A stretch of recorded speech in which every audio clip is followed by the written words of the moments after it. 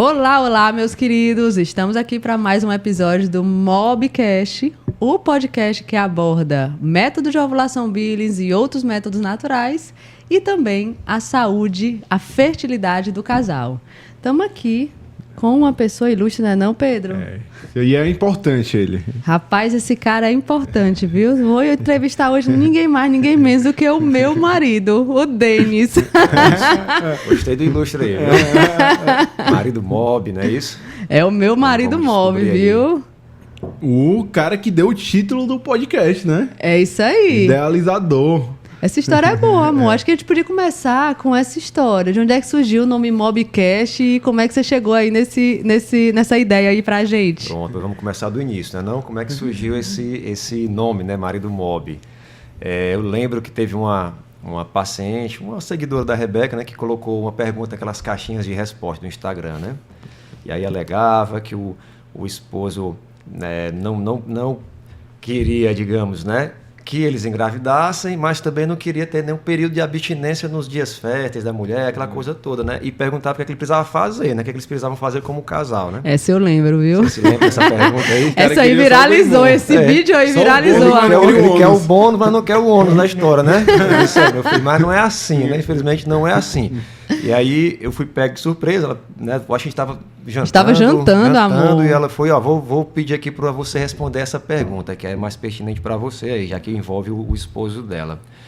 E aí eu fui respondendo, né, que ele precisava conhecer a profissão, né? Eu chamei até assim, a profissão de marido Mob, né? Que seria esse marido que vai compreender um pouco, né, do ciclo da mulher, da fertilidade do casal, né?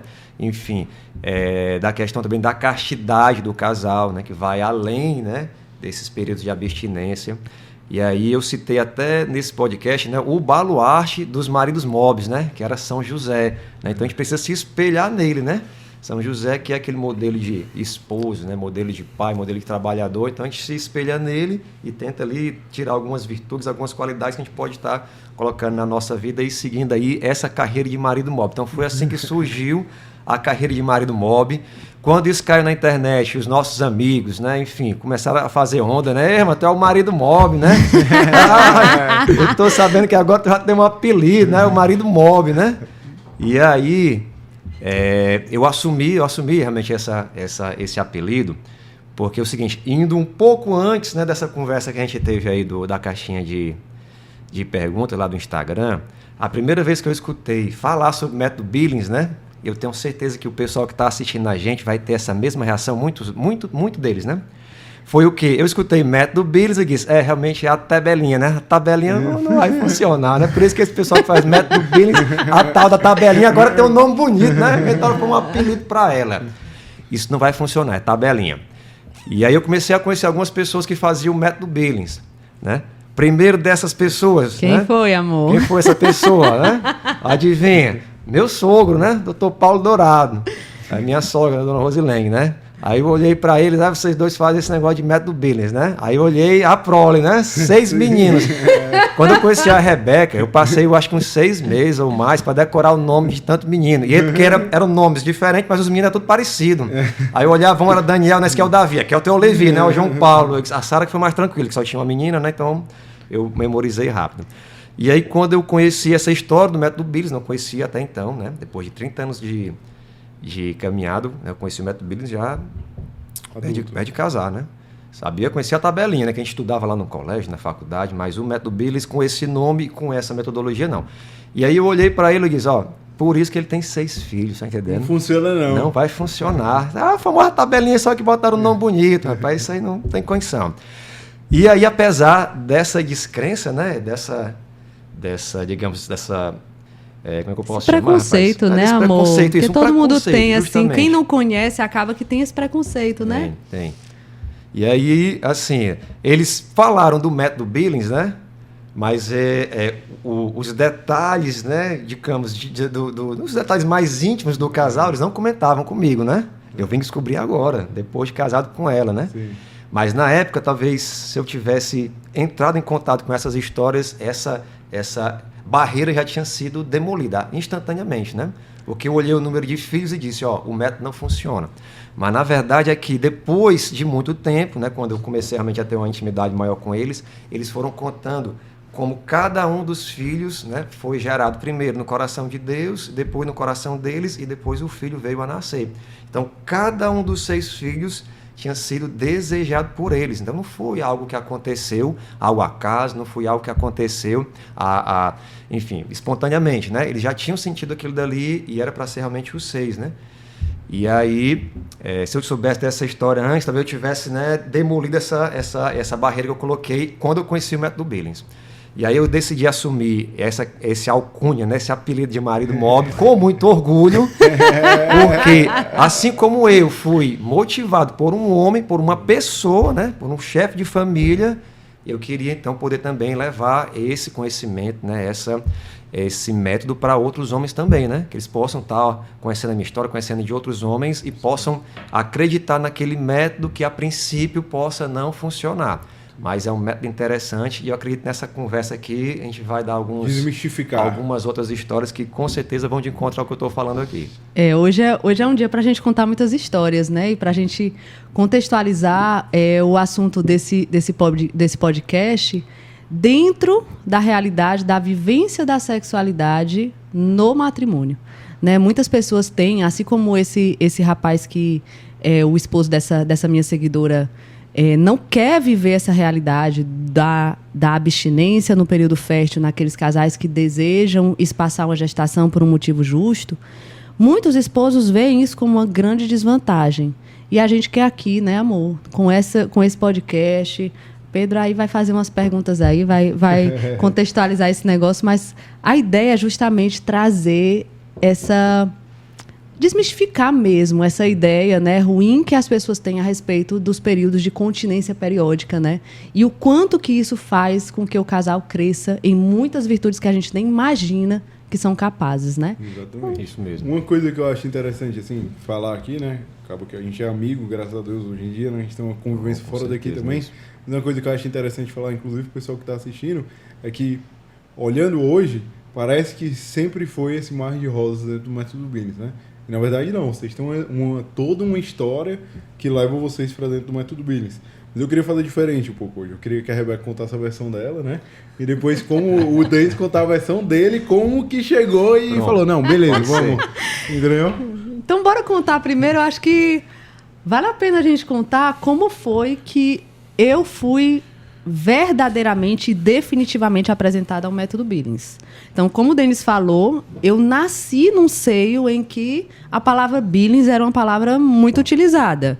Eu digo mesmo, minha mãe, eu cresci vendo minha mãe observar o muco dela. Eu cresci vendo minha mãe, ela tinha um papelzinho, que era a tabela do método Billings, colado na porta do guarda-roupa dela. Então, eu cresci vendo a minha mãe fazer as anotações dela à noite. Então... Que cabe um parênteses aqui, né? Aí talvez mora a grande riqueza aqui, porque a gente já tem alguns padrões fora da curva, né? Primeiro, a Rebeca ter tido essa convivência desde criança. Muitas pessoas, principalmente na geração dela, não sequer cogitavam isso. Porque os pais delas foram ali os cabeças ali no negócio, os primeiros ali, né? Tava lá no começo. Então, que é o primeiro ponto, assim, que talvez você comece a entender por que a Rebeca tá onde ela tá, né? E o segundo ponto é da infraestrutura de que o Denis não teve isso e ele vai conhecer isso bem mais na frente, bem mais maduro já. E como isso vai ser apresentado e como isso é importante ser apresentado de uma forma digna de eu ter um referencial que deu certo. Acho que isso é o mais importante a gente trazer hoje. Não é nem a parte o método funciona, mas há um referencial a ser seguido. Então, que eu falo muito, né, até nas palestras que eu dou, né, assim, eu não quero que você acredite em nada que eu digo. Mas eu quero que você, olhando no meu olho, veja que eu não vivo uma mentira. Isso é o que vai lhe convencer. É isso. É sobre isso. Só que, assim como o Denis teve as primeiras barreiras dele, eu, quando fui entendendo e vendo a realidade, né? Eu, como a mais velha de 6 filhos, fui vendo a realidade ali, né, da minha mãe em cada gestação, a chegar, por exemplo, na última gestação que ela teve, que foi a da Sara, que ela precisou se internar prematuramente, teve que fazer o parto um pouco antes do que estava planejado, porque ela teve uma pneumonia que não tinha antibiótico que conseguisse resolver. E ver ali a minha mãe naquela situação em que a vida dela estava em risco, aquilo ali, naquele momento, eu, nos meus 16 anos, que foi quando a Sara nasceu, eu tinha essa idade, ali para mim criou uma barreira inicial, né? Eu olhei e disse, não, primeiro, o método Billings não funciona, porque meus pais tiveram essa ruma de menino, e olha aí no que está dando minha mãe aí, em tempo de nos deixar órfãos, e o que isso vai, né? O que isso vai repercutir para a minha vida. Então, fora isso, coincidiu com o fato de eu ter entrado logo depois na faculdade. E aí a faculdade de medicina começou a botar na minha cabeça um monte de outras coisas, né? Que método natural não funcionava, que isso daí não era científico e tudo mais. E eu fui entrando ali naquele meio. Até que, num dia, eu já namorava com o Denis, a gente já tinha casado, já tinha tido o nosso primeiro filho. Nessa época, o que a gente fazia, amor, antes de ter o Gabriel, quando a gente casou? Isso, é até interessante a gente falar sobre esse método também. É bom a gente falar. Porque muitos casais vão vir desse método que eu vou falar agora e vão depois passar para o Billings, tá entendendo? Então, assim, nessa época que a gente teve o Gabriel, e até interessante, vou voltar um pouquinho antes aí, né? Sim. Que a gente teve o Gabriel, a gente utilizava um método muito conhecido que o meu cunhadinho, o Davi Porto, chama de método Feelings, entendeu? Você vai no método Feelings. Hoje é um dia bom, rapaz, estou disposto, e você também, tá? Enfim, é método Feelings, né? Mas, enfim, aí falando um pouquinho do Gabriel, né? Que a Rebeca disse, né? Que teve realmente essas barreiras iniciais, e eu acredito que muitos casais também tenham, né? Ela, quando, enfim, saiu da faculdade, se formou, né? Aí entra na residência, aí depois quer fazer um mestrado, um doutorado, um pós-doutorado, e aquilo dali entra um ciclo, né? É uma vida, assim, que as prioridades são outras. A prioridade é meu trabalho, é o meu casamento, é a minha casa, e os filhos vão ficando cada vez mais distantes. Né? Viajar, né? Viajar, amor? Vixe, viajar é bom demais. Quem é que não gosta de viajar? Meu Deus, acho que no primeiro ano de casamento a gente viajou bastante. Né? Eram 3 viagens grandes assim, eu disse, meu Deus, isso aqui é vida. Coitado, isso, né, de nós, não, meu certeza. Deus. Olha, fascinado pelo mundo, entendeu? Sim. Legal, muito bom, aquela coisa toda. E aí... eu já me casei mais tarde, né? Eu me casei com mais de 30 anos, né? Eu acho que eu estava até me acostumando com a ideia de ser titio, né? Ou de repente eu corro do tipo. Mas graças a Deus essa mulher apareceu na minha vida, um presente de Deus, né? E aí, ela também estava fascinada com essa questão, né? Da profissão dela, da residência, aquela coisa toda. E eu tinha vontade de ser pai logo, né? Porque eu já estava passando da idade, né? Mais de 30 anos, já imaginou? Eu chegava para ela e disse, minha filha, será que não está na hora de a gente, né, engravidar, não? Aí ela, não, você trabalha fora, eu morava na época em outra cidade, como é que a gente vai fazer? Vou ficar aqui sozinha. Aí eu, bom, se essa é a barreira, vamos lá, eu vou pedir transferência ou exoneração, enfim, eu vou voltar para Fortaleza. Aí voltei para Fortaleza. Aí eu disse, pronto, agora já estou aqui, né? Vamos usar o nosso método Feelings, né? Ela, mas eu estou na residência, nem terminei ainda. E aí, foi mais ou menos na época da novena de São José. Aí disse, bora fazer o seguinte então, chamei São José para conversar, vamos fazer a novena em São José, pedindo por isso, para que ele possa nos, né, guiar nessa decisão. Aí fizemos a novena terminou dia 19 de março, né? 19 de dezembro o Gabriel nasceu, né? Entendeu? Então, se você for calcular, foi justamente 9 meses depois do final daquela novena ali. E foi, né? Nesse dia que ele foi concebido, né, amor? Nesse dia que ele foi concebido, né? Pelas nossas orações, a gente percebeu que naquele dia ali, não só pelas orações, mas a gente viu lá que foi fazendo uma retrospectiva naquele dia também, teve namoro, né? Então, realmente é um dia propício. E por que eu estou contando essa história, né? Porque um dos papéis do marido mob é esse, é ele conhecer, né, o papel dele como, né, reprodutor, né, como ali fazendo parte da fertilidade do casal. E hoje que eu percebo meus amigos, né, que eu chego para conversar com eles, né, e eu digo, ei, cara, e aí, vai lá, vai ter mais um filho agora, vai ter o primeiro filho agora. Não, a fulana não quer não, ela está fazendo um projeto profissional, ela está estudando, ela quer viajar para não sei para onde, e aceita isso com uma passividade muito grande, tá entendendo? Porque eu queria, né, digamos, ser pai, ela não queria naquele momento, mas eu estava ali o tempo todo dizendo, eu quero, né, nós somos um casal aqui, vamos lá. Né, algum momento você vai ter que mudar. E eu vejo o quê? Que a maioria dos homens se acovardam por trás da mulher e diz, não, a gente só vai ter filho, então a culpa é dela.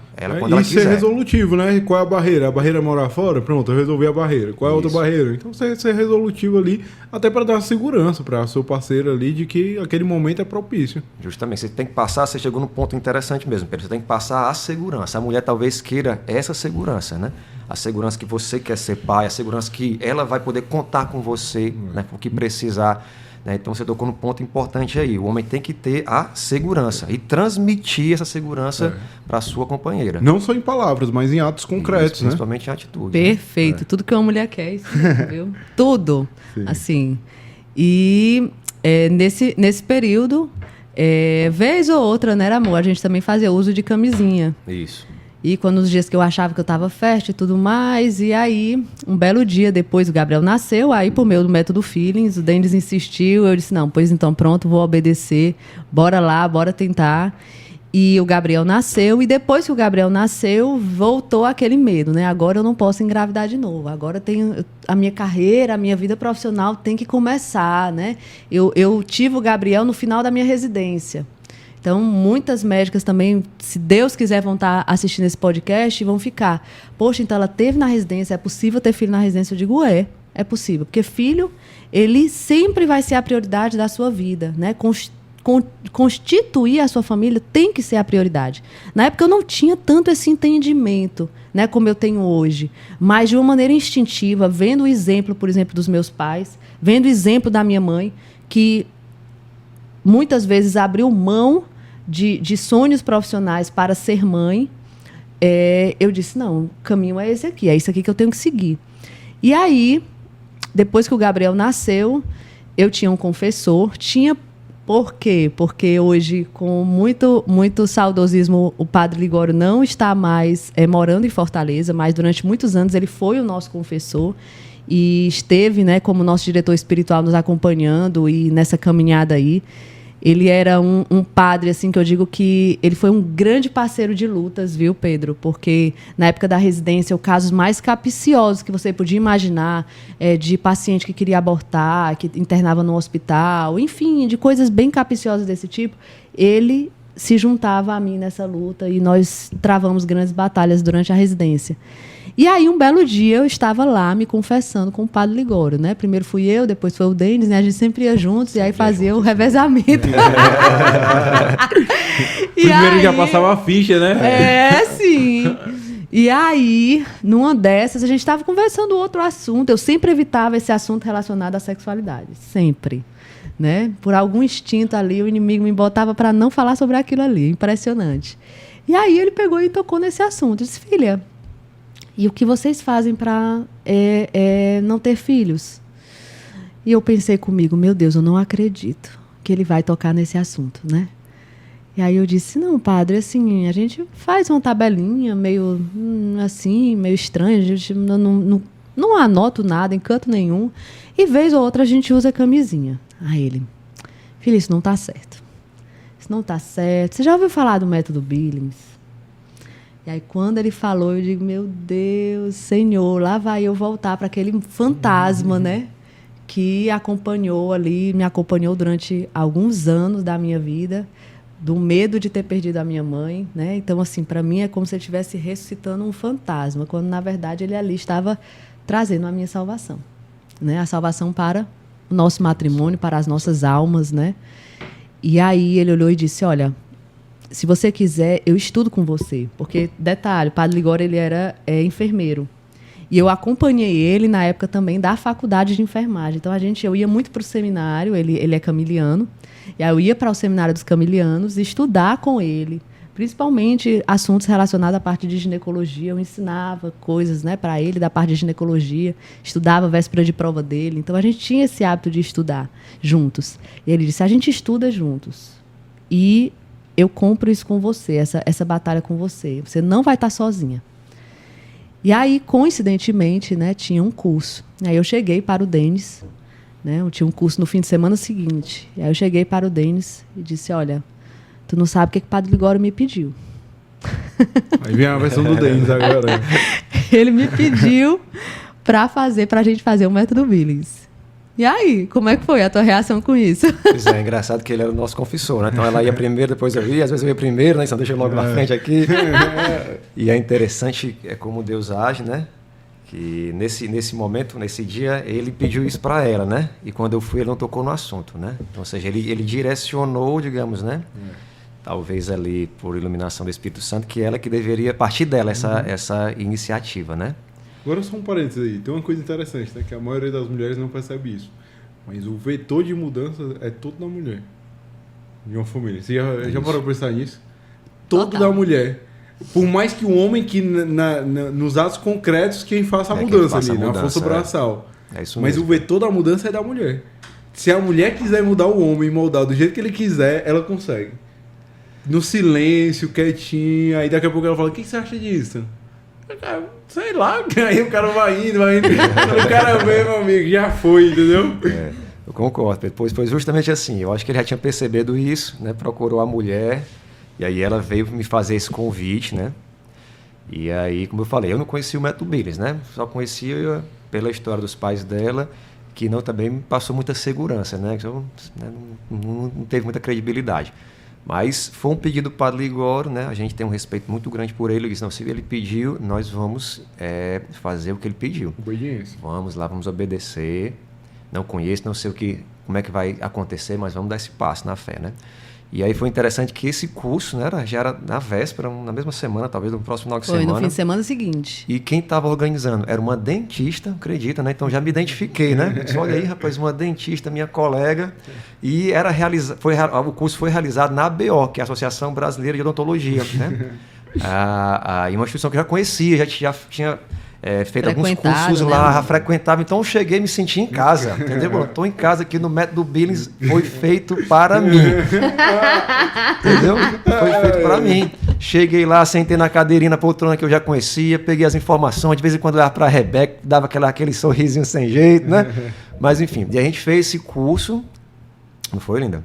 Do método Billings, que era um curso introdutório, era um curso realmente mais para poder divulgar o curso, não era um curso de formação, não era um curso para formar instrutores, era um curso realmente para casais, né? Para poder realmente conhecer o método. De apresentação. Tinha vários instrutores lá no dia que podiam acompanhar os casais, né? Para poder ir orientando, tirando as dúvidas, né? E tentando transformar ali, né, a rotina, digamos, daquele casal.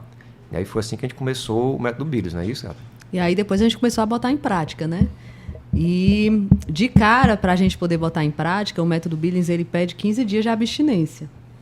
É uma exigência para que a gente possa definir com segurança. Só para começar, né? O negócio assim é só para, vamos lá, começar logo. Toma, 15 dias de abstinência. E para que a gente possa identificar também com segurança o período de infertilidade. Isso é importante que seja dito, né? Porque a gente não tem ainda a definição do que é, de quando eu estou infértil, de quando eu estou no período de fertilidade. E como naquele momento a nossa intenção era espaçar a gestação, então a gente precisava viver isso com segurança. E aí vivemos com muito pesar esse período, foi assim, né? Já foi um primeiro ensinamento grande, né? E cada período de abstinência que a gente ia vivendo em cada período fértil foi nos ensinando, né, amor? Acho que tiveram grandes ensinamentos, grandes provações que a gente passou. E fala mais um pouquinho sobre o que o homem, principalmente, né, o marido mob, que vive esse período aí de abstinência, o que ele pode aprender com isso. Isso, né?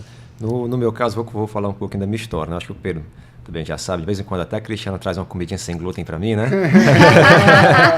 Mas aí Deus foi preparando até nisso, né? Eu descobri assim que eu me casei, né? É isso que a gente casa com médica, entendeu, Pedro? É ruim, mas que ela descobre nossas doenças, nossos problemas de saúde. Pelo amor de Deus. Eu passei uma vida toda sem saber que eu tinha essa doença celíaca, me casei com essa mulher, ela descobriu no primeiro ano que eu era celíaco, né? E aí eu tive que fazer um esforço e abrir mão de alguns alimentos que eu gostava, né? Pizza, biscoito, enfim, né? Pão. E eu comecei a trabalhar essa virtude que na época eu nem sabia que ela existia, ou se eu sabia, não dava muita importância, né? Que é aquele de você realmente se conter, né? Não, eu quero comer, mas não vou, não posso, é para minha saúde, é para um benefício maior. Enfim, eu comecei a me esforçar nesse sentido, né? De tentar fazer uma dieta, foi através de uma dieta. E aí, quando veio essa questão da abstinência também, né? Foi uma dificuldade, né? Mas eu pelo menos já tinha sido preparado um pouquinho, forjado um pouquinho essa virtude de realmente se conter. Não é fácil, mas a gente foi ali tentando fazer o que era preciso, né? E aí eu sempre repito para ela depois desse dia, né, que a gente precisa fazer o que é preciso fazer e não o que a gente quer, entendendo? O homem, né, o marido mob, ele faz o que precisa ser feito e não o que ele quer fazer. Porque o que você faz por sua própria vontade, né, para, digamos, satisfazer, né, as suas próprias vontades, aí é um egoísmo, né? E o marido mob, se tem uma coisa que ele precisa rebater sempre, é o egoísmo, né? Primeiro ele tem que estar ali à frente do seu matrimônio, né, da sua esposa, para defendê-la, para dar essa segurança que a gente já contou aqui. Quando vem os filhos, ele precisa também estar ali para educar os filhos, né, para poder conduzir os filhos no sentido da santidade. Então ele está ali realmente para poder se doar, para se dedicar. E aí vem essa questão da abstinência, né, que para o homem é bem mais difícil, talvez, né, do que para a mulher. É uma tarefa bem mais complicada, né? Porque talvez hoje a coisa esteja um pouco mais, enfim, um pouco mais bagunçada, mas na minha época, né, os homens às vezes entravam em contato com essa pornografia, né, a indústria da pornografia muito cedo, né? Tem aquela coisa do machismo, né? Para um homem com 15 anos virgem, 16 anos virgem, não, eu vou levar nem que você não cabaré aqui para você poder, né, virar homem, diz assim, virar homem, como se aquilo daí fosse realmente um sinal de masculinidade. Então isso daí distorce a visão, né, distorce ali o que é um relacionamento, né? Distorce ali o que é o amor, né? Distorce ali o que é um ato conjugal, um sacramento do casamento e acaba prejudicando, né? Como é que vai ser depois que você casa, como é que vai ser essa questão da sexualidade, né? Precisa ser desse jeito aqui, precisa ser daquele outro jeito ali. E para o homem é difícil você realmente tentar entender isso, né? Que você precisa também... digamos, conhecer seu papel, né, dentro da família ali, seu papel como provedor, né, seu papel como, né, digamos, seu papel como esposo, né, poder estar ali realmente conduzindo a sua família. E é complicado você falar sobre a abstinência nesse período, né, você poder realmente abrir mão de uma coisa que teoricamente seria lícita, ou teoricamente iria lhe causar felicidade, né. Mas ontem mesmo eu estava assistindo um curso do Paulo Ricardo, né, do padre Paulo Ricardo, e ele estava contando justamente sobre isso, né? Sobre a importância, né, da penitência, né? Sobre a importância da mortificação para os cristãos, né? E principalmente para os homens, né? Que têm esse apego maior, né? E que sofreram, né? Essa má influência, né? Enfim, durante a sua juventude, né? E aí é importante a gente poder entender isso, que existe algumas mortificações, né? Algumas, digamos, situações que você tem a obrigação de evitar, né? Porque ali já lhe conduz para o pecado, né? Então aquilo dali já é uma coisa que realmente se obriga a fazer aquilo dali. E já tem outro que você pode fazer, né? Para poder realmente trabalhar essas virtudes, né? E você poder manter firme ali no caminho ali realmente de santidade, né? De tentar santificar ali o seu matrimônio com aquele seu esforço, com aquele seu sacrifício, né? Mas conseguimos passar por essa barreira, não foi isso, Yata? Foi. E teve uma coisa que me chamou a atenção, nesse primeiro dia que a gente foi fazer o treinamento lá na ABO, que uma das instrutoras, que eu acho que foi até a Ângela, né? Que eu queria até citar o nome dela aqui, a doutora Ângela, que é dentista, que ela disse que o MOB era um método do amor, né? Método do amor. E na época, né, aquilo ali me chamou a atenção porque foi bonito de se escutar, mas eu não entendi ainda a dimensão disso. E depois de algum tempo eu descobri por que ele é o método do amor, porque a gente precisa aprender a amar a nossa esposa, né, com dignidade, né, com respeito. E essas palavras dela me tocou no dia, mas eu não compreendi. E só depois que eu comecei a fazer o método, que eu percebi que realmente é o método do amor, porque ele ensina o esposo, né, a respeitar a sua esposa, a ser mais atencioso com ela, a ser mais carinhoso, né? Enfim. E isso é no dia a dia, né? Não é só ali durante a vivência do ato conjugal em si, porque isso extrapola a vivência do ato conjugal, né, amor? Assim, isso é no mesmo. Dia a dia mesmo, são nas mínimas coisas. É de você, por exemplo, perceber que o seu esposo está mais estressado e você ir lá com amor, com jeitinho, acalmar e dizer, eu estou aqui, fica tranquilo, deixa eu pegar as crianças, deixa eu botá-las para dormir, eu faço isso daqui, descanse aí um pouquinho e vice-versa. Quantas vezes você não fez isso comigo, né?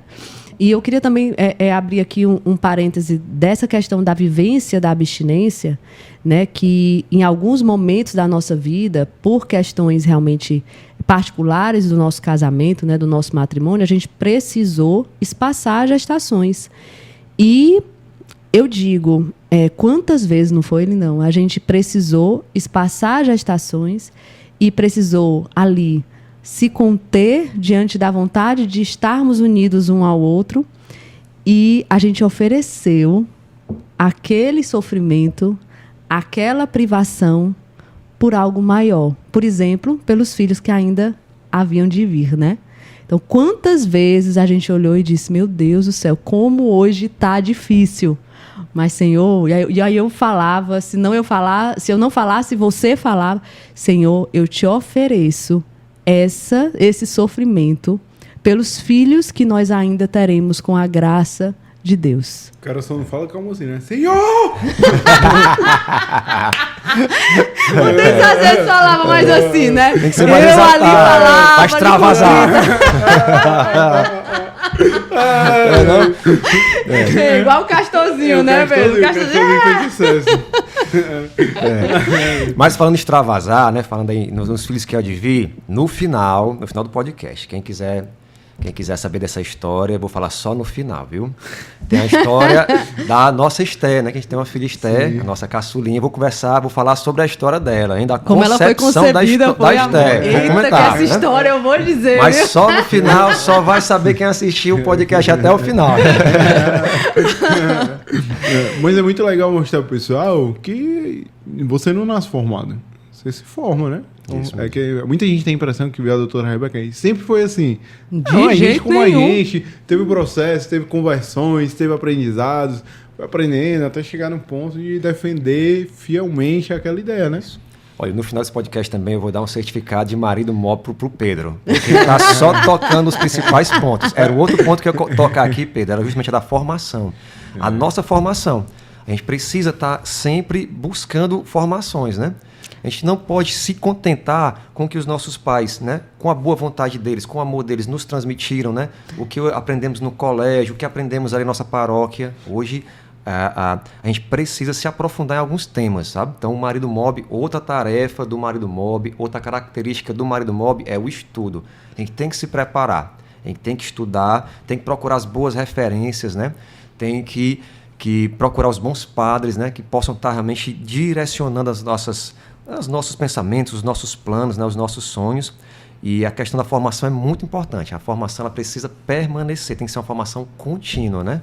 E cada vez que eu estudo mais sobre esse assunto, cada vez que eu conheço mais um pouco sobre esse assunto, eu fico mais, né, encantado, e isso me dá força, me motiva, né, a ser uma pessoa melhor, né, a ser ali, digamos, um pouquinho da história daquele santo, né, daquela pessoa que nos ensina tanto. É engraçado você dizer isso. Teve até uma encíclica que eu vou indicar aqui para vocês que querem se aprofundar um pouquinho nessa questão da missão da família cristã no mundo moderno, né? Que é Familiares Consórcio. Um grande santo que bateu muito nessa tecla de formar as famílias, de formar os matrimônios. Esse santo foi São João Paulo II. Então, a encíclica Familiares Consórcio, ela trabalha justamente essa formação. Qual é a missão da família dentro da realidade do mundo moderno? Né? Então, ele fala muito dessa questão da continência periódica, que também outro santo antes dele, né, falou muito, que também foi Papa São Paulo VI, né, o Papa Paulo VI, falava muito dessa questão da continência periódica. E qual é a missão da família dentro dessa realidade do mundo moderno? Nós precisamos servir como verdadeiros luzeiros para o mundo que está mergulhado, imerso nas trevas. E como é que a gente pode fazer isso? Como é que a gente pode influenciar as pessoas dentro da realidade em que nós estamos vivendo? Mostrando isso, falando isso para as pessoas que estão ao nosso redor. Mostrando, simplesmente com atos, que isso daí é tudo, né? O exemplo ele arrasta, de fato, com os atos concretos do nosso dia a dia, com o nosso simples cotidiano, mostrar ali para as pessoas que é possível viver essa santidade nas pequenas coisas.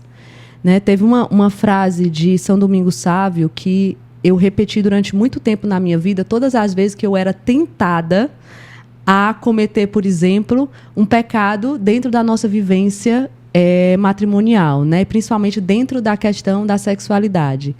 Antes morrer do que pecar. Então, eu repetia isso a todo instante. Eu não quero pecar vivendo algo tão sublime como o meu ato conjugal com o meu esposo. O momento em que eu vivo e eu estou ali me entregando inteiramente a ele, sendo uma só com ele, né? Essa questão do uma só um parêntese, que eu compartilhei contigo até, e que para a gente isso fez muito sentido, certo, Pedro? Quando a gente começou a estudar um pouquinho sobre teologia do corpo, né? Saber o que São João Paulo dizia e explicava a respeito da sexualidade no casal,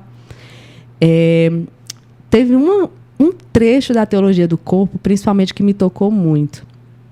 Quando ele fala e explica que no momento do ato conjugal, quando o casal, unido um ao outro, atinge o orgasmo, naquele momento ali, eles têm um lampejo do que é o amor vivido pela Trindade. E aí, isso para mim mudou muito, mais ainda, a maneira como eu passei a ver a forma como nós nos relacionamos. Porque eu disse, meu Deus do céu, é verdade, é a mais pura verdade.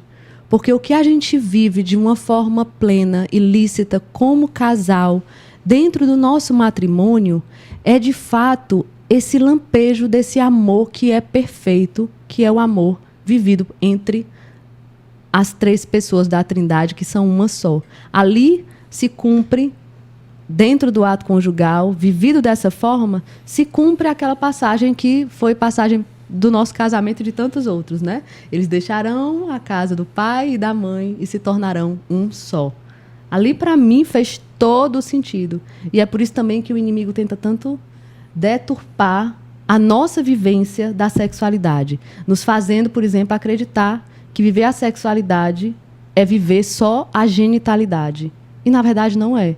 Né? Eu acho que a gente podia falar disso daí, sabia? Nossa, sexualidade versus genitalidade, e como é que a gente chegou nesse entendimento disso daí. Porque teve um outro ponto aqui da nossa história que tá ainda sem contar. Só um parêntese, quem quiser acompanhar, muita gente não sabe, né? Acho que tem que ficar comprando encíclica. Mas no site do Vaticano tem todas as encíclicas, a homilia, tudo do Papa, de todos os papas tá lá.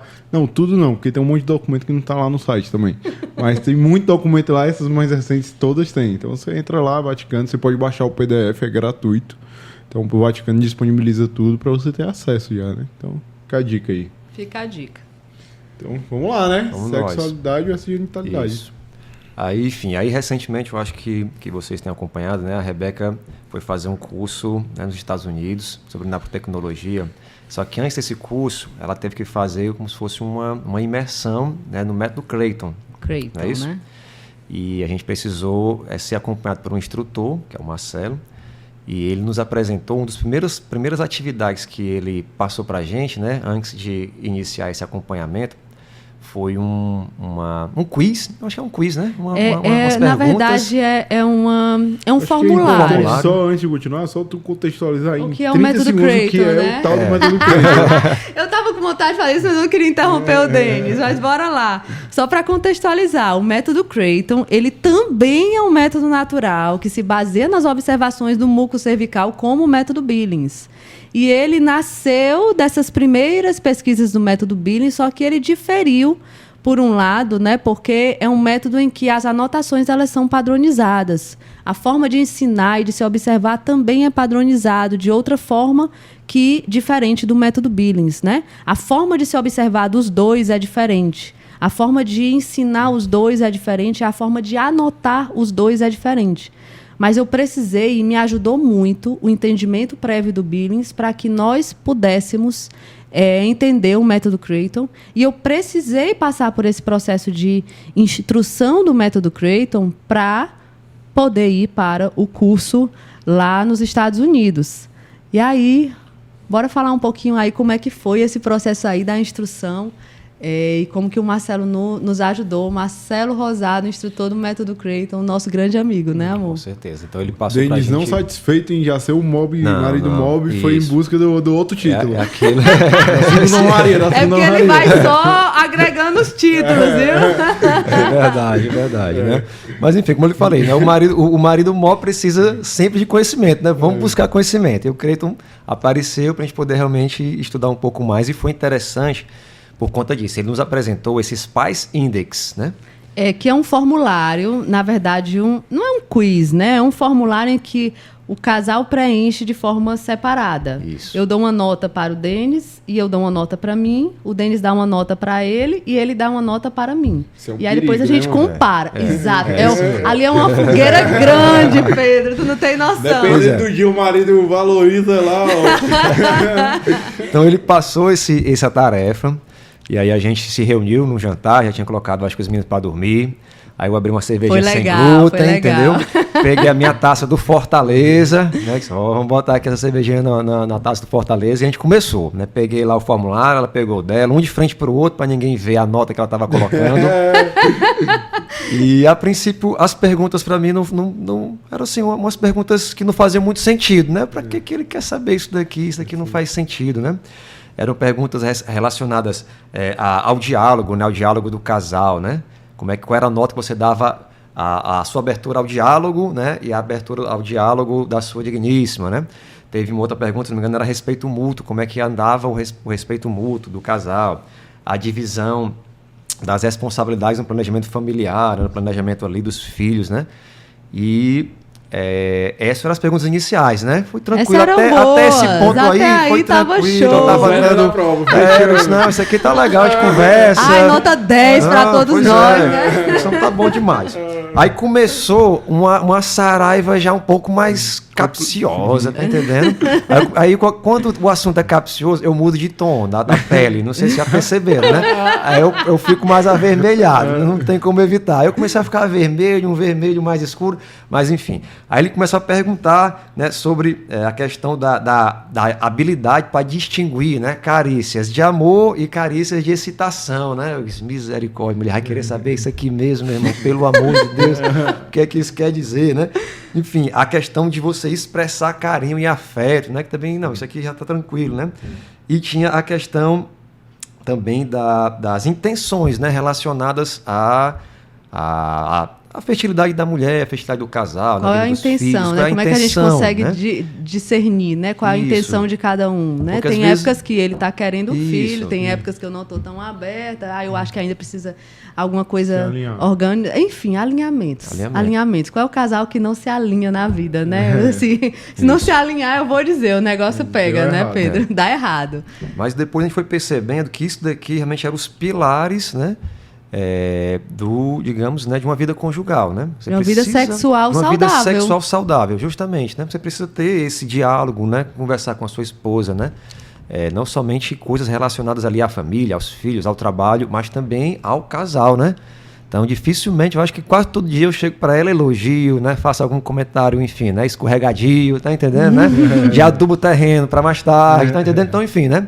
Então, a gente precisa realmente enfatizar a questão do diálogo, né? Do respeito mútuo também, a gente precisa se policiar, né? Às vezes a gente está com uma cabeça quente, às vezes pode ser mais útil com as palavras, né? Ou com atitudes, então a gente precisa também estar vigilantes, né?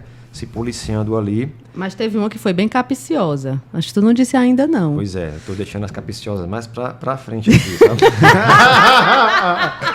Tá querendo fugir das capciosas. Ele tá ficando vermelho, meu povo. Ele tá ficando vermelho agora. As capciosas eu tô criando coragem pra abordar aqui.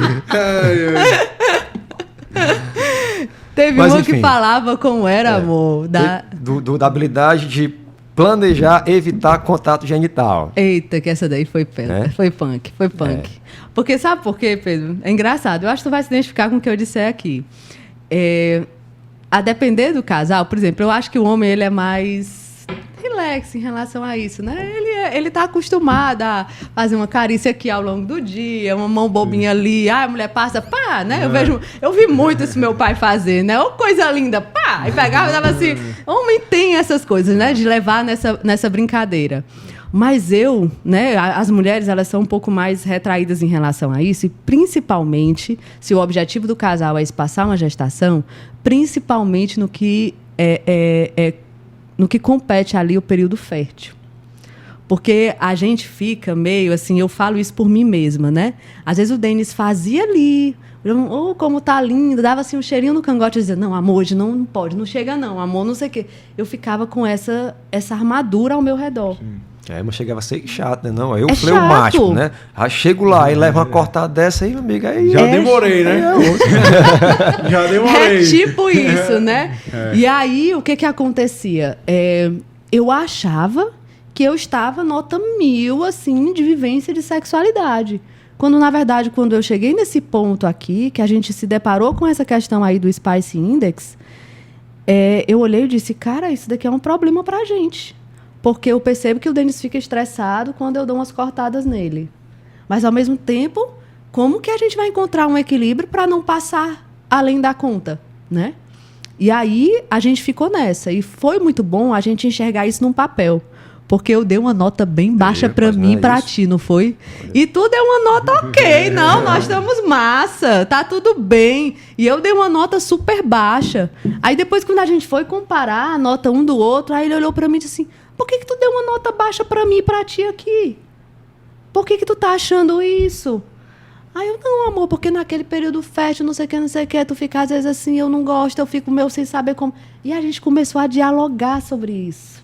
Que até então nunca ninguém tinha percebido que isso era um problema no nosso matrimônio. E aí, com a ajuda também do Marcelo, porque cada instrução ele ia também abordando esse ponto aí da sexualidade. E aí ele começou a dizer, olha, o que a teologia do corpo fala para a gente? O nosso principal órgão sexual não é a genitália, é o cérebro. Vocês têm que descobrir outras formas de amar. E também viverem a sexualidade de vocês nesse momento aí do período fértil. Isso não quer dizer que vocês vão, por exemplo, se vocês quiserem se passar, vão ter o ato sexual em si, ou outras maneiras aí que o povo faz e que não é lícito. Mas vocês precisam viver a sexualidade de vocês. Trocas de carícias, palavras bonitas, um jantar, um almoço, algo diferente. Fazer um prato, cozinhar. Enfim, isso é amor, isso é forma de amar, demonstração de amor. Me lembro que teve um período fértil, não foi amor, que a gente foi pro cinema. Isso, não como dois namoradinhos, olha aí. Eu de barba branca. Eu disse, faz tanto tempo que a gente não vai pro cinema, bora pro cinema hoje, bora pro cinema. E aí foi legal, porque rolou a massa do mundo no cinema, do jeito que a gente fazia na época do namoro, sem pegação assim demais, mas poxa, beijo bom de casal, né? No ambiente do cinema, porque a gente começou a namorar. No cinema, assistindo um filme. E aí me fez assim, a gente saiu de lá com aquela sensação, poxa, isso aqui lembrou o nosso primeiro encontro. Do nosso namoro, o início do nosso namoro. Isso aqui foi bom pra gente. Você resgata aquele carinho, aquele amor, aquela vivência do começo do namoro, né? Que a gente estava ali se conhecendo. Então foi interessante, né? E como a Rebeca falou, a questão do diálogo, né? A gente precisa ter isso como muito importante, né? Hoje a gente faz, pelo menos uma vez por mês, né? Que a gente faz parte das equipes Nossa Senhora, a gente tem o dever de sentar-se, né? Que a gente faz esse dever de sentar, que é sentar e realmente conversar, né? Dialogar sobre os principais pontos, né, da nossa família, mas também relacionados à nossa sexualidade, né? Porque, como até comentei no começo do podcast, às vezes a esposa enfim, não tá querendo espaçar a gravidez e você quer ter aquele filho ali, né? Então você precisa o quê? Dialogar. Não adianta você guardar aquilo ali só para você, né? Você tem que mostrar para ela, olha, eu quero, né? É meu sonho, Deus tocou meu coração, né? Pense sobre isso, me diga o que você está pensando, né? Então, assim, essa questão do alinhamento, a gente precisa ter esse alinhamento. E esse alinhamento só vem quando a gente senta e conversa francamente, né, sobre esse assunto. E um ambiente para conversar francamente é em casa, né? Em casa. Sou digníssimo, né? Com certeza. Tem muito casal que parece que é mais inimigo do que amigo, né? O cara levanta uma questão e já vem 10 chibatadas, né?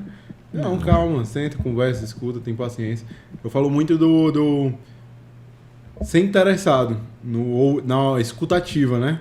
E, tipo, às vezes a pessoa tá falando uma coisa super, mega irrelevante para a vida do homem, mas para a mulher é muito importante.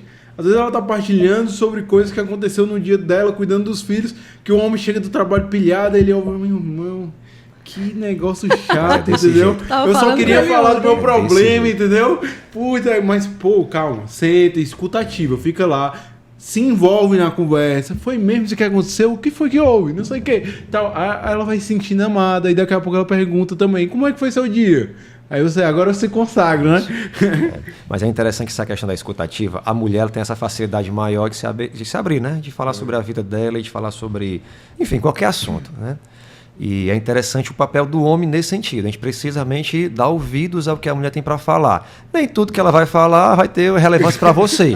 Isso é fato, né? Sejamos sinceros. Amor. Mas ela vai trazer nessa conversa, né? Nesse momento ela vai trazer algo que pode lhe chamar a atenção.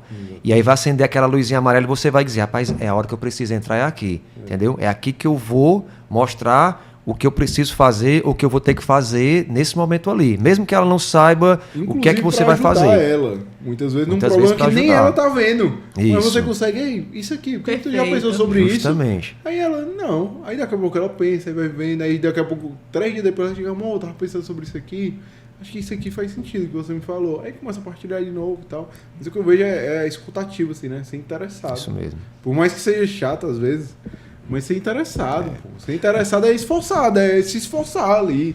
Dominar a vontade, né? De novo ali, a vontade, né? Isso é questão de um hábito, né? Ou seja, se você torna aquilo ali um bom hábito, no final das contas, aquilo ali vira uma virtude, né? O que é a virtude? Aquele bom hábito que você conseguiu ali exercitar e consolidar na sua vida. Então pode ser que no começo seja um pouquinho difícil, né? Escutar essas histórias, mas depois vira-se um hábito e você começa realmente a ser capaz de conseguir identificar ali naquela conversa o que precisa ser levado em consideração. Mas bora mudar de assunto, que a Rebeca já ligou aqui as 2 antenas aqui, o povo do Denis vai pra casa. Ei, que foi que houve ali? Não, show de bola, show de bola. Mas é muito legal, assim, ver a vivência, ver a construção de tudo, né? E o diálogo é parte essencial, pô. E nesse 80% diálogo... 80% é diálogo do casamento. E nesse diálogo, a gente acaba que consegue ter ali discernimentos futuros importantes, mas também discernimentos mais rápidos, a depender do que a situação pede, né? Da situação. Então, por exemplo, Maria, eu já vou contar a história que tu ia Não, guardar. Então, segura. Uma coisa que eu queria perguntar para vocês, mas no intuito de dica, de dar criatividade no amar. Acho que isso... Quem tá assistindo precisa muito. O povo é muito sem criatividade, pô. Como é que vocês exercitam a criatividade aí nesses dias de abstinência, de tudo? Porque são coisas simples, mas que quando a gente começa a fazer parece muito simples e muito banal, mas as pessoas nunca pensaram nisso. Às vezes você mostra um jantar, a pessoa... Eu nunca tinha pensado em fazer isso pro meu marido, não. Eu vou fazer. Poxa, um jantar, meu povo. Mas porque pra gente parece simples, mas pra quem tá assistindo, às vezes não é. Então, como exercitar aí essa criatividade, né? Um ponto que você falou é a questão da mesa, né Pedro? Lá na nossa casa a gente tem esse hábito, né? De realmente nos reunirmos ao redor da mesa, né? No jantar, no almoço, né? E aí um dos pontos que a gente usa é um jantar, né? Então a Rebeca vai no mercantil, compra alguns ingredientes, né? Chega bem em gourmet, casa, né, amor? Chega em casa, vai preparar lá um jantar especial, né? Uma coisa diferente. Eu já vou lá escolher uma bebida pra gente poder, né, acompanhar ali o prato. A escolha é sempre vinho, pessoal. A escolha é vinho. Nós somos vinho, amantes de vinhos, viu? O Denis, na infância, brincava de super trunfo de vinho, sabia, Matheus? Não. Super trunfo de vinho, que ele ficava brincando com os amigos. Tá frescando.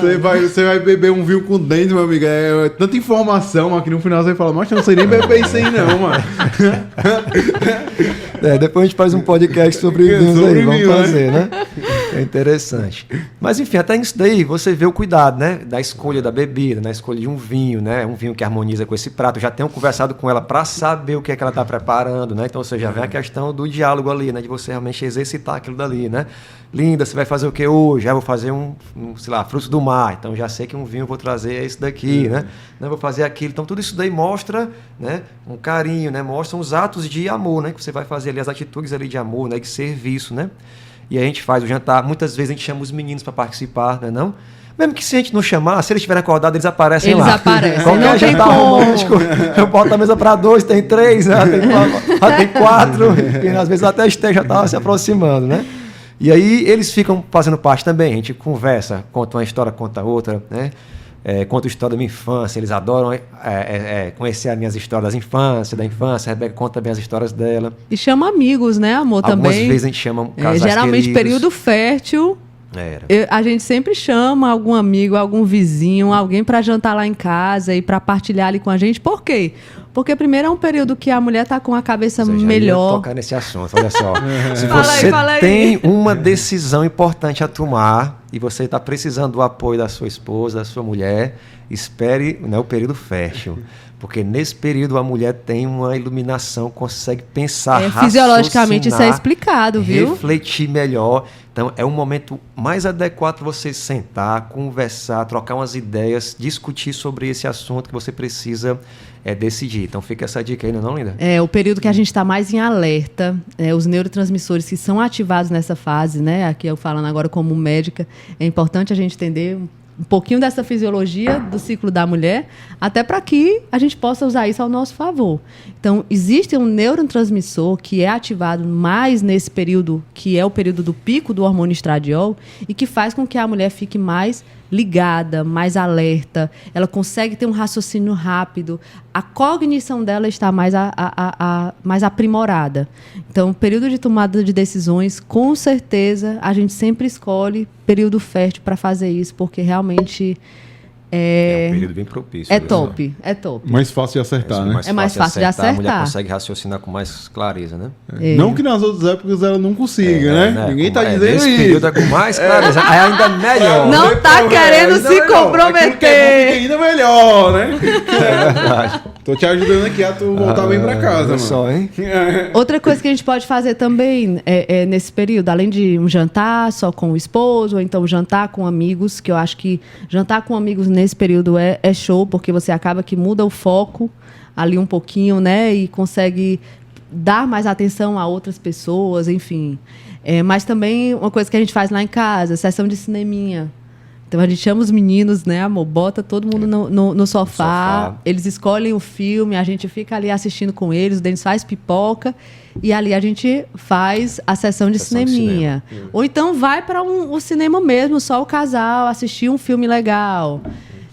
Uma coisa que eu acho interessante é você parar e pensar coisas que vocês faziam quando namoravam. Não tinha ninguém. Justamente. Porque às vezes não é um cinema, às vezes vocês adoravam ir pra praia, ficar lá fazendo nada até anoitecer, ver o pôr do sol. Pô, legal, vai lá fazer isso aí. Às vezes vocês gostavam de pedalar, nunca mais pedalaram, vão pedalar. Vai caminhar numa praça legal, vai conversar com o teu esposo num ambiente fora, às vezes de casa, é bom também fazer isso. Porque a gente fica ali tanto imerso naquela rotina, muitas vezes, que a gente até se desconecta um do outro. Então, esses momentos assim, momentos só do casal, nesse período também é importante. Porque é um período que a gente tem uma capacidade de se reconectar de uma forma mais natural, né? Uma outra coisa que eu acho interessante, muitas vezes acontece o casal ter os gostos um pouco diferentes, né? Então, nem todos os gostos casam. Então aproveita e vai fazer uma coisa que tua mulher gosta muito, mas tu nem curte, mas tu vai lá e não enche o saco dela, né? Que é importante, né? Pra levar enchendo o saco não, né?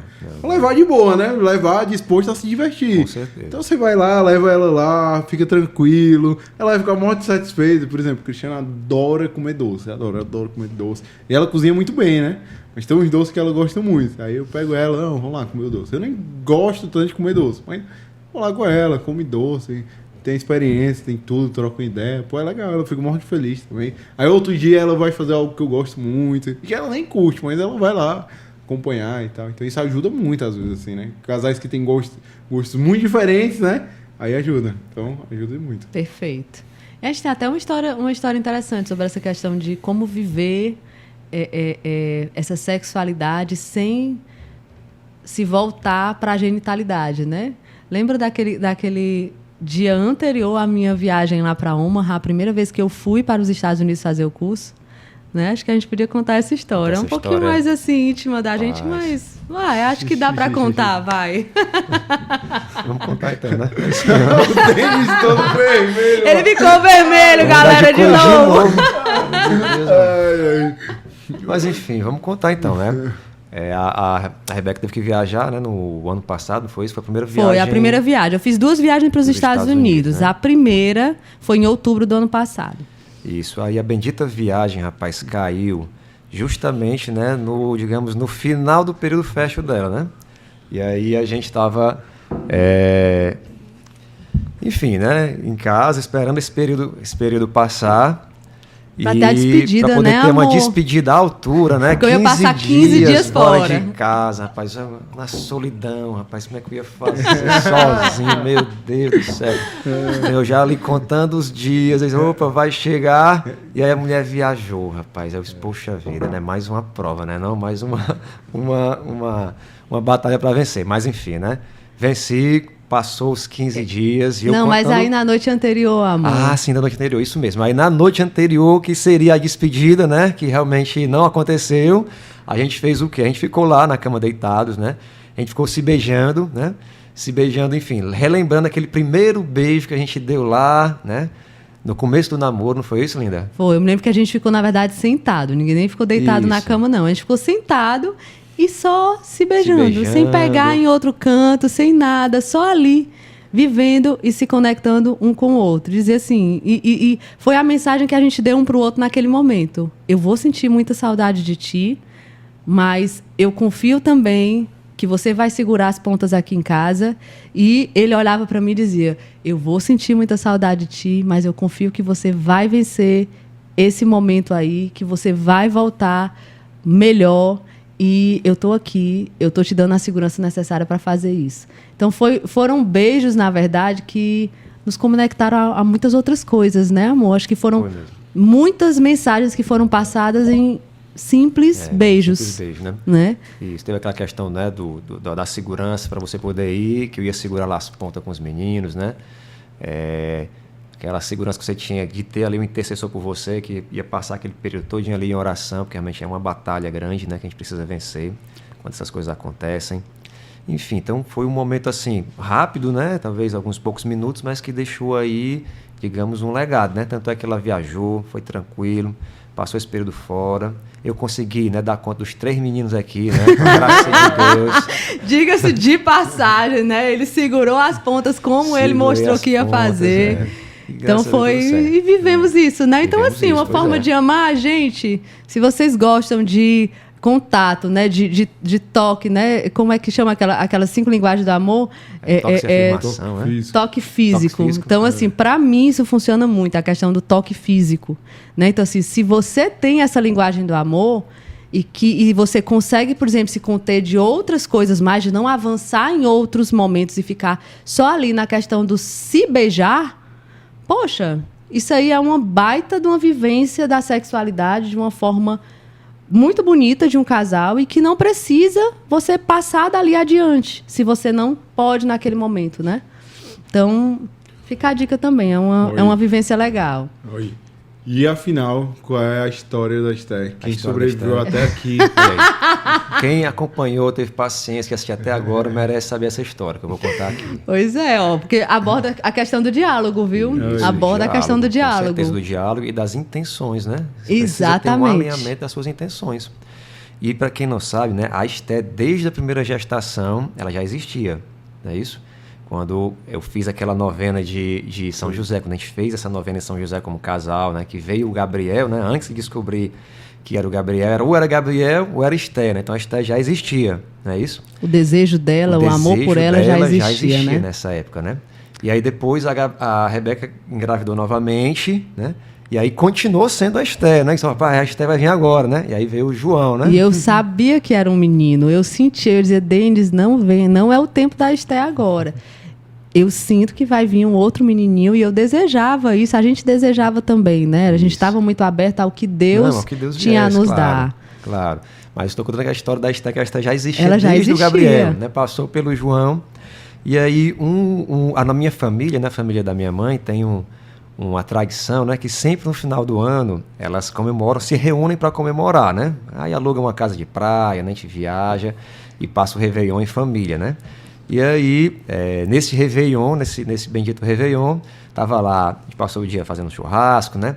a Rebeca conversando com as mulheres da família, minhas tias, minha mãe estava lá também, né? Minha sogra é uma grande incentivadora de netos, viu? Isso, Quer engravidar, basta conversar com ela que ela vai lá e diz, eu tô doida por um neto. E aí começa o negócio. Verdade. E aí ela conversando justamente sobre filhos, né? Sobre netos. E aí ela tocou nesse assunto, né? E quando é que vai vir, né? A Estezinha, cadê a Estezinha? Onde é que ela vai vir, né? E a Rebeca, minha sogra, se eu lhe disser, rapaz, que eu estou no meu período certo para conceber a Esther, rapaz, que seria hoje. E aí elas conversando, ela disse, pois Rebeca, o que é que tu tá esperando aqui, rapaz? Cadê o Dengs? Onde é que ele tava, né? E eu já tinha almoçado, estava descansando inocentemente, né? Eu já estava descansando inocentemente depois do almoço, né? Eu costumo de dar aquele cochilinho, eu disse, vou cochilar um pouquinho aqui, né? E aí ela falou que você realmente, né? Eu vou atrás do meu esposo, né? Cadê o meu esposo? Aí diga-se de passagem, né? Nós estávamos num período entre o João e a Esther, era período de pandemia, então tinha toda aquela questão, né, do medo de engravidar nesse período, porque eu frequentava hospitais nessa época, e eu tinha vivido também o final do mestrado, né? Então era dezembro de 2021, né? E eu tinha defendido a minha dissertação de mestrado. E aí eu me lembro de uma frase da minha sogra, que aquilo ali me pegou. Ela olhou para mim e disse assim, o que está te impedindo de engravidar? E aí eu comecei, né? Porque isso é interessante a gente falar. Os casais muitas vezes têm motivos justos. Porém, eles vivem ali espaçando e às vezes não se tocam que aquele motivo ali já não existe mais tanto. Então, por exemplo, no final de 2021, a pandemia já tinha passado aquela grande onda, né? Que, enfim, foi bem desastrosa para muitas famílias, infelizmente. Mas a pandemia já estava meio que se dissipando nesse final desse ano, né? E, fora isso, toda aquela pressão psicológica que o mestrado estava colocando em mim também já tinha passado. E aí, quando ela fez essa pergunta, eu olhei e disse, caramba, nós não temos motivo para estar espaçando mais. É lógico isso. É a coisa mais lógica e eu não estava... Eu precisei aqui tomar uma caipirinha com a minha sogra na piscina para me tocar de um negócio desse. E aí, nessa hora, eu fui atrás do Denis. Eu disse, cara, vamos dialogar, vamos para a conversa, porque tem alguma coisa errada aqui nessa história. Algo de errado não está certo. Pois é, depois dessa conversa com a minha mãezinha, ela me procurou. Eu já estava quase cochilando. Eu disse, mulher, né? O que é que tu queres? Eu tô aqui já dormindo. Sabes que minha hora ainda não chegou. Minha hora não chegou, rapaz. Aí ela veio justamente com esse intuito, né? Aí ela disse, olha, amor, é hoje. Aí eu disse, pelos meus cálculos, né, que eu faço o acompanhamento lá, que eu sou o marido Mob, e a gente não pode esquecer outra atividade do marido Mob. Ele tem que ser o marido pornográfico. Desculpe a colocação aqui. Desculpe, mas tem que ser o marido pornográfico. Explica isso direito, a galera vai... Não, é questão de me crucificar. Não, calma. Por que é pornográfico? É porque tem o gráfico do Mob. Aí o marido tem que pôr no gráfico, né, a observação. Aí eu sou o marido pornográfico. Quem anota sou eu. Eu sou o marido que põe no gráfico. Aí eu peguei o gráfico, né, um gráfico mental, fui fazer os cálculos. Disse, não, hoje vai vir outro menino, não posso namorar hoje, que eu, né, minha Estezinha desde do Gabriel, cadê? Ela foi e disse, não, hoje a chance maior é uma meninazinha. Então aí fica a dica para quem quer ter uma meninazinha. Olha aí o outro. Vou dizer a dica. Aí vou dizer o que é que eu fiz, né? A minha dica, né? Aí eu trinquei os dentes. A minha resposta foi essa, ó. Trinquei os dentes, amiga, aí parti pra cima. Pronto, aí a Estezinha veio. Esté foi concebida ali. No Paracuru. Na virada do ano, dia 31 de dezembro de 2021. Isso só foi capaz da gente lembrar por conta do método Billings, né? Que a gente já veio acompanhando, né, a nossa fertilidade. Então a gente sabe o momento que a gente teve, né? Quem se relacionou, que aquela criança, né? Que aquela alma ali foi gerada, né? Foi concebida. E isso só é possível, no nosso caso, por conta do método Billings, né? Eu devo isso a ele, saber a história dos meus filhinhos, não? Como é que eles foram concebidos por conta do método Billings. Ave Maria, toda a vida. Gente, isso daí é uma coisa muito impressionante para quem vive a realidade de um método natural, como o método Billings, o método Creighton e tantos outros. Eu lembro das datas de concepção de cada um dos meus 3 filhos. né? Eu lembro do amor dado ao Denis e do amor que ele me deu nesse dia, né? Eu lembro da felicidade de poder estar gerando um filho, né? De ficar naquela expectativa por... Será que deu certo? Será que tem uma alma sendo gerada aqui dentro de mim? Né? Então, assim, eu acho que... Acho não, tenho certeza. Nenhum método é capaz de dar isso pra gente, se não for um método natural. Porque realmente é um processo de corresponsabilidade. Né? A gente partilha responsavelmente a nossa fertilidade um com o outro. A gente vive a responsabilidade conjugal, né? A paternidade responsável de uma forma muito, muito bonita, né? Muito, muito bela mesmo, na forma como Deus nos criou, né? Então, lembrar da concepção da Esther é lembrar das promessas de Deus para o nosso matrimônio, da concepção do João, da concepção do Gabriel e assim por diante, e dos que ainda, com a graça do Senhor, ainda hão de vir, né? Então, é isso, meu marido Mob. E a Luzinha, ó, tem que ter mais menina aí, mano. É isso. Estamos falando de Deus aí. Agora, assim, uma coisa que é importante falar é que nem todo mundo tem essa facilidade dentro dos métodos naturais, então acaba que não ocorre dessa maneira. Mas isso não quer dizer que não vai dar certo. Cada coisa tem seu tempo embaixo do reino dos céus, né? Então calma, tem esperança, não perca a esperança. Enfim, a gente vai abordar isso em outros episódios. Sim. Vamos trazer muito conteúdo para auxiliar vocês aí em toda essa luta aí que muita gente passa da fertilidade ali, né? Conseguir ter o seu filho e tudo mais, né? Mas a história de vocês é muito bonita. Parabéns. Sou muito feliz de ser amigo de vocês. Ai, nós, viu? Nós também. E o Denis é inspiração, né? Espero um dia ser 5% do meu marido móvel que você é. Mas, na verdade, a inspiração, eu vou até encerrar com essas palavras, né? A nossa inspiração é São José, né? São José o baluarte dos maridos mobs, né? De qualquer marido, porque ele é que vai nos ensinar a ser, né, esse filho de Deus, né? Esse esposo, né? Casto, esse né? pai Esse homem e casto. Esse trabalhador, né? Então, ou seja, tudo que um homem precisa ser, né? Um bom esposo, um bom pai, né? E um homem que possa cumprir ali com as suas obrigações profissionais, não é isso?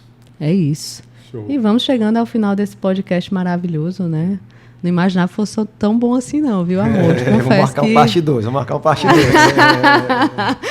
Muito bom, gente. E queria falar para vocês, se vocês procuram uma empresa de produção de audiovisual de qualidade, fala aqui com a gente, ó. Sanctus. Consultoria digital, a gente faz toda a comunicação da Rebeca, faz muita coisa pro marido Mob. É isso, de vez em quando a gente viu? tá lá. Então, procura a gente vai deixar o link aqui, vocês entram em contato, que estamos juntos aí para produzir muito conteúdo bom para a internet. Tem que ter conteúdo bom, né? Tem que ser conteúdo bom. Quanto mais, melhor. Precisa chegar muito conteúdo bom para essa galera que está aí do outro lado e que precisa saber dessa realidade, né? De como viver de outra forma que não como o mundo prega, né? E a gente é uma empresa de trincheira, né? Como é isso aí. Aqui. A gente tá no campo de batalha, estamos metido nos buracos aí, brigando, fazendo coisa, brigando no bom sentido, né? Brigando pela vida, brigando pela família, brigando pelos valores que a gente acredita que sejam necessários ser defendidos. Então a gente não é uma empresa passiva, a gente é uma empresa que se posiciona, né? Isso é muito caro aqui pra gente, entendeu? Então, tamo junto, procura lá a gente, vai ser show de bola, trabalhar. Perfeito, gente. E chegamos ao final desse podcast. Agradecer, viu?